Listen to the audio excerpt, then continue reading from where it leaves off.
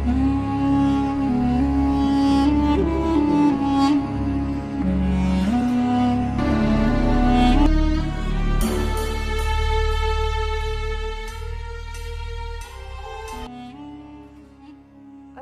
वालेकुम दोस्तों, तमाम तारीफ़ें अल्लाह सुब्हाना व तआला के लिए। आज की इस वीडियो में हम ये जानेंगे कि किन मुसलमान साइंटिस्ट की वजह से हम आज की ज़िंदगी से लुत्फ़ अंदोज़ होते हैं। मैं इस वीडियो में चंद मुसलमान साइंटिस्ट को इंक्लूड करूँगी जिन्होंने आज की मॉडर्न दुनिया को शेप करने में मदद की है।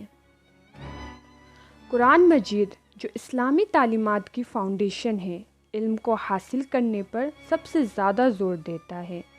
माज़ी के मुसलमान उलमा अल्लाह सुब्हाना व तआला की तरफ से दी गई इस हिदायत से बहुत ज़्यादा वाकिफ़ थे और वो इसके ज़रिए बहुत सहर अंगेज़ थे। उन्होंने इल्म के मैदान में बहुत सारे आइडियाज़ और थ्योरीज़ तैयार किए। ये वीडियो उनके कुछ कामों पर रोशनी डालने की कोशिश करेंगे जो मुस्लिम स्कॉलर अंजाम दिए हैं। इसमें मैथमेटिक्स, फ़िज़िक्स और मेडिसिन वगैरह में मुस्लिम स्कॉलर के कंट्रीब्यूशन पर तवज्जो दी जा रही है। उम्मीद है कि इन तमाम मुस्लिम हीरोज़ और उनकी कंट्रीब्यूशन को याद करके मुस्लिम सोसाइटीज़, खुसूसन मुस्लिम उलमा को इंस्पायर किया जाएगा।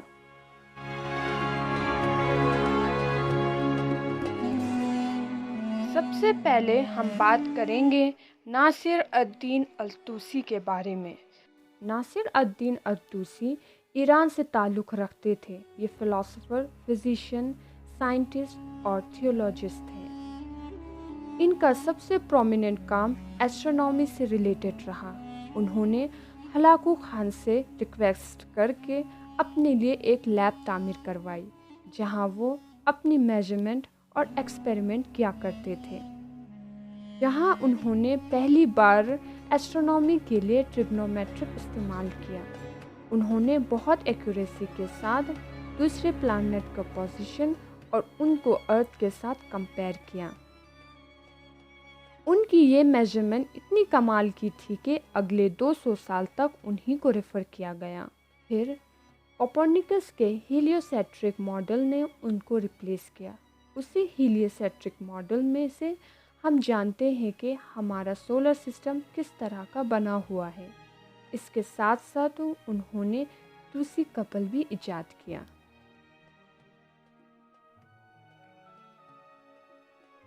इब्न अल-बैतार ये सीरिया से ताल्लुक़ रखते थे। ये फ़िज़िशियन, फार्मासिस्ट, बॉटनिस्ट और साइंटिस्ट थे। उन्होंने बॉटनी यानी प्लांट्स के बारे में अपना जौहर दिखाया।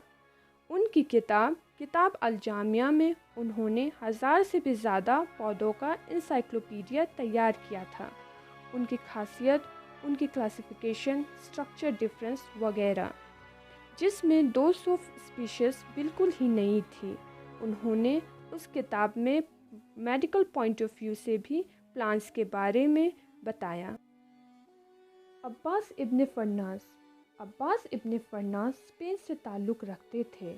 ये केमिस्ट, इंजीनियर और इन्वेंटर थे।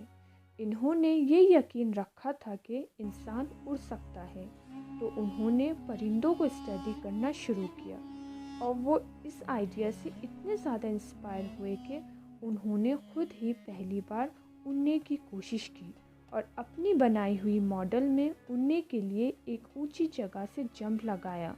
वो कुछ देर तक उड़ते भी रहे, लेकिन बैलेंस बरकरार ना करने की वजह से शदीद ज़ख्मी भी हुए, क्योंकि उनके मॉडल में दुम यानी टेल नहीं था, जिसकी वजह से परिंदे बैलेंस करते हैं। और इसी तरह वो सबसे पहले शख्स है जो हवा में उड़े। यही सेम प्रिंसिपल राइट ब्रदर्स ने भी यूज़ किया और आज हमारे एरोप्लेन यही प्रिंसिपल में चलते हैं। मोहम्मद बिन मूसा अल-ख्वारिज़मी, जिन्हें अल-ख्वारिज़मी के नाम से भी जाना जाता है, ये ईरानी साइंटिस्ट हैं जो 8वीं और 9वीं सदी से ताल्लुक़ रखते हैं। इन्होंने ही अलजेब्रा इजाद की थी। یہ انتہائی اہم ایجاد رہی ہے. He is also known as the father of algebra. ان کا نام الخوارزمی سے ورڈ الگوریدم بنا ہے، یعنی اگر ان کا نام لیٹن میں کنورٹ کریں گے تو الخوارزمی سے الگوریدم آیا ہے. ان کے کمال کے کارناموں میں سے ایک عربک نیومرلز کا بھی استعمال ہے. ان سے پہلے نمبر رومن میں لکھے جاتے تھے، یعنی کہ ایسا. یہ بڑے کیلکولیشن کے لیے بہت مشکل تھا.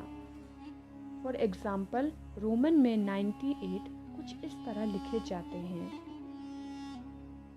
الخوارزمی نے پہلی بار انڈین نیومرلز کی بیس پر عربک نیومرلز متعارف کروائیں، جو کہ رومن نیومرلز سے بہت ہی زیادہ بہتر تھے اور آسان بھی.